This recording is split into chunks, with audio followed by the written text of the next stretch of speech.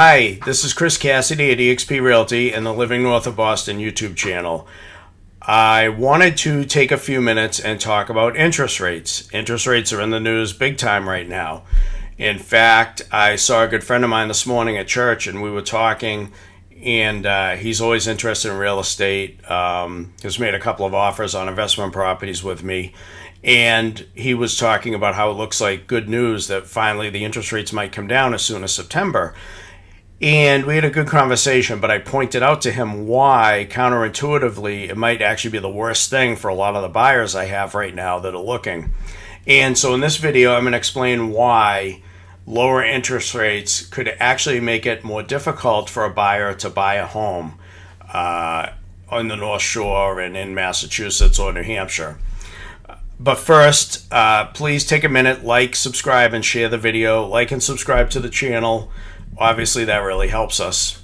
So let's talk about interest rates and why it might actually be a bad thing for buyers and how you can kind of blunt the effects if you act quickly. So when interest rate, as we all know, in the last 2 or 3 years, interest rates have basically probably gone up 2.5 times where they were. When I purchased my home 5 years ago in Linfield, we got a sub-3 interest rate. I had some clients who got as low as 2.25%, even 2% interest rates. Mine is 2.75. So obviously right now rates are in the 6.5 to 7 range. Although with some banks you can get like a 6.25 to 6.5 is more likely. So obviously that's a big change, and it adds a lot to the monthly payment, which is why a lot of people have been kind of sitting out the market. They just feel like they can't afford to buy. Now, I've talked in other videos and I've explained how buying now, even with the high interest rates, buying as much as you can afford is actually a hedge against inflation. And the reason is when you buy now, you're locking in today's price.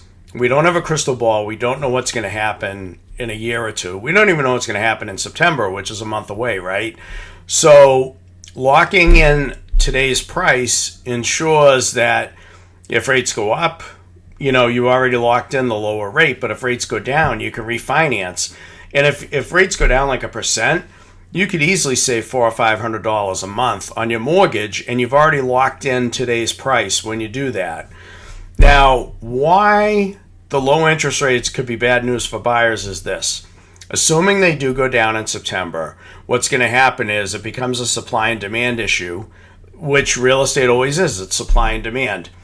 The reason prices didn't really go down locally is because even though inventory right now is about 40% higher than it was year over year last year, that was a record low inventory level. So even if they're 40% higher, we're still at historically lower inventory levels.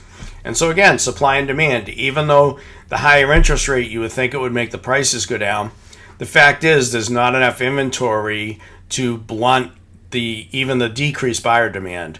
So prices haven't really adjusted, even factoring in the interest rates. So I think you could see where this is heading. Obviously, if in September the rates were to go down, say 1% or even 0.5%, 2%, I mean, you would just see everyone would jump back into the market. There's already low inventory. It's better than it was a year ago, but those houses are going to get snapped up pretty quick. And what's that going to do? It's going to raise prices. So it's counterintuitive, but actually the lower interest rates will cause higher prices. So whatever money you save on the interest rate, you're going to lose, because historically, even in the last couple of years, locally around here, most towns in Mass and New Hampshire have seen a 3 to 5, even 7% price increase year over year.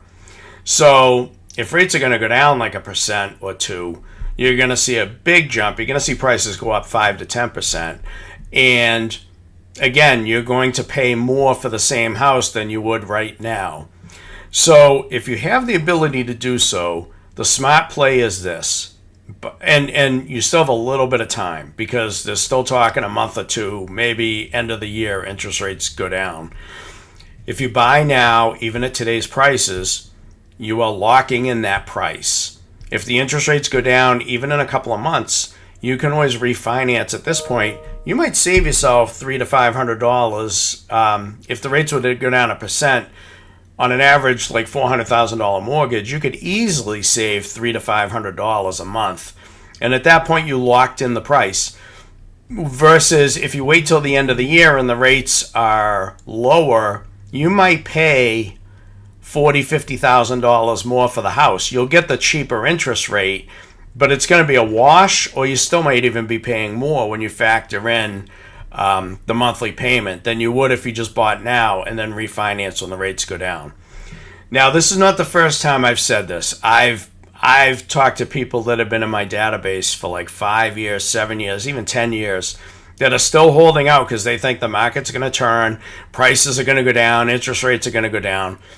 I tell them it's not going to happen. I tell them if you had just bought a condo 3 years ago, your typical condo has probably gone up in 3 years. It's probably gone up. A decent 2-bedroom condo will probably increase in value in 3 years between $50,000 to $100,000 around here in this area. So if you did that, that's passive income to you. Now, if you had just bought that condo 3 years ago, not only would you have whatever you've been able to save for a down payment over the last 3 years, you would also have that passive equity that has been building quietly.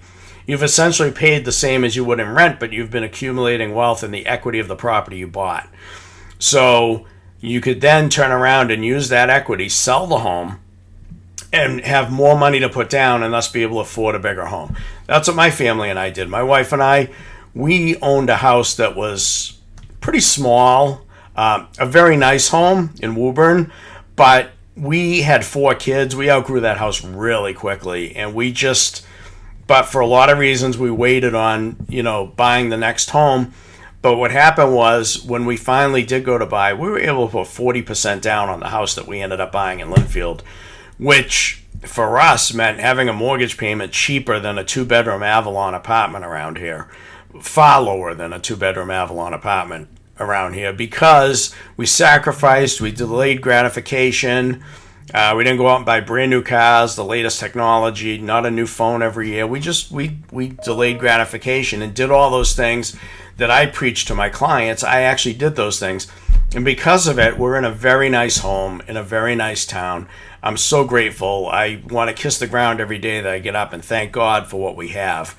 But what I want that for everybody that I meet, everyone I work with, every client I have. Whether you're selling, I want you to net the most money you can. I want to be the one that put more money in your pocket at the end of the closing than the next agent would have. And I have the stats to back that up, sellers. So feel free to reach out to me and talk to me if you're thinking about selling. But for buyers, it's the same thing. I really want you to get the best deal possible. And sometimes the best deal isn't paying the lowest price or getting the best interest rate. It's just getting the right house in the right location at the right time. And then, like I said, interest rates go down, refinance out of that, 6.5% mortgage, refinance down to a 5.5 or a 5. Now all of a sudden you've opened up a lot of savings in monthly payment, but again, you didn't overpay for the house. So that's my advice. I've said it in other videos on my channel. You just have to look. There's a few other videos that talk about this. Maybe I'll link to one of them in the comments.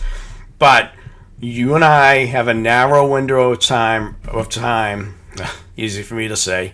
I'm not even going to edit this video, so feel free to laugh at me in the comments. But you and I have a narrow window of time to find you a property right now, get you under agreement and closed at today's prices, and then if the interest rates do go down, you can refinance. Even if it's a few months later, you can refinance and save yourself a considerable amount of money.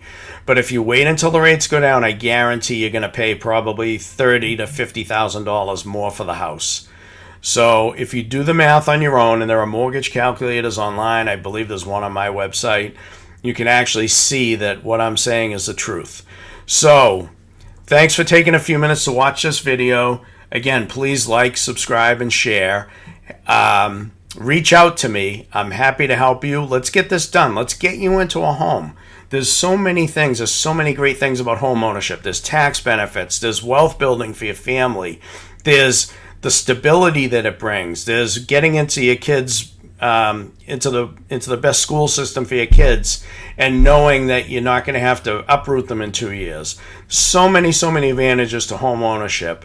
It's the American dream, and I'm here to help you. And I really sincerely want to help as many people as I can. So thank you for taking the time to watch this. Please reach out to me, and let's find you a great home, and have a great day.